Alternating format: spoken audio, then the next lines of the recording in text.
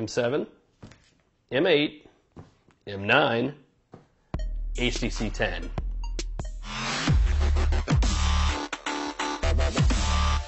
All right, so here it is. This is the HTC 10, not the M10, just the 10. New this time around, 5.2-inch Super LCD 5 display. Not 3, not 4, but 5. It actually looks pretty good. You see a little bit of color shift, but nothing I'm really worried about. Everything's floating to the top very nicely. So other specs you need to know, 5 ultra-pixel camera in the front, OIS on the front-facing camera, boys and girls. That's going to be very exciting, so you don't have any more shaky selfies. 12 ultra-pixel camera on the back, laser autofocus, dual-tone flash, OIS, of course. So we've got a lot to look forward to here. You know, HTC's got a little making up to do in its cameras. We will have to see how that stands out. The HTC logo back here is not etched or anything. That is all completely smooth, and the metal feels really nice here. Up top, we have your 3.5mm headphone jack. This is, for all intents and purposes, a very HTC-looking phone. So you've got your absolutely looks and feels like metal here. Very nicely beveled edges. I like that a lot. It feels good as you're holding it. Boom sound hasn't gone anywhere either, and it's changed a little bit this time. We don't have stereo speakers pointing forward. You have a tweeter up top for all your high sounds, and down here on the bottom you've got what is the equivalent of a subwoofer, you know, insofar as you can stick one in a phone.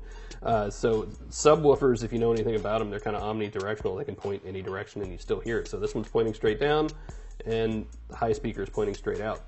Also on the bottom, USB-C. Very cool to see that, because that is the future. Right-hand side, power button. It is very nicely textured. I like that. You're not going to confuse it with the volume rocker, which is over here. You've got your SIM card tray on this side as well. Other side, you have SD slot. Now, this does take a normal SD card, just like always, or it will do adaptable storage. That is good to see.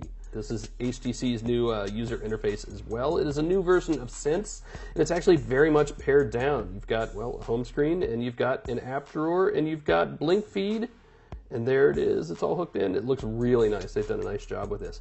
They're also very much working with Google now to keep things as simple as possible. Notifications are using Google's notifications, using Google's quick settings, and that's important to me because it kind of keeps the quick settings out of the way of the notifications, and you can get a lot more on that screen, so that is awesome to see. Back to the app drawer real quick. Just everything is kind of in its place, and it's relatively simple vertical scroller, so good to see that. Down here, kind of an A9 style fingerprint sensor / home button. We are back to capacitive keys here on the screen, and you see they hide themselves. Real quick, let's just dive into the settings. In pretty standard settings menu, you've got a whole bunch of stuff going on here, including some from HTC as well. So while it is design-wise more of a sparse UI and more Google-friendly, you still got a lot of HTC in here. So also you're going to find in the box these new earbuds from HTC. They promise they have some really thick, deep sound to them, so we will get far more into those in our full review, but I'm very much looking forward to that.